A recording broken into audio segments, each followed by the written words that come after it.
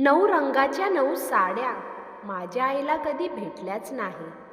9 दिवसाचे कडक उपवास करून पण देव तिला पावलाच नाही. तरी माझ्या आईच्या चेहऱ्यावर हसू कायम तसंच असायचं. फाटक्या संसाराची ठिगळं जोडता जोडता तिचे काळे केस पांढरे कधी झाले हे तिला कळलेच नाही.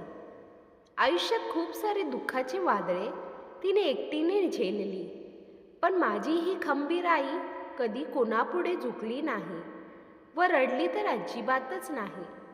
म्हणूनच मला माझी आई देवापेक्षा कधी कमी वाटतच नाही. नवरात्रीत 9 देवीबद्दल सगळे काही ना काही लिहितात, पण जिने मला जन्म दिला, चांगले संस्कार केले, माझ्या आयुष्यात रंग भरले, अशा या देवी स्वरूप आईला नवरात्री निमित्त कोटी कोटी प्रणाम.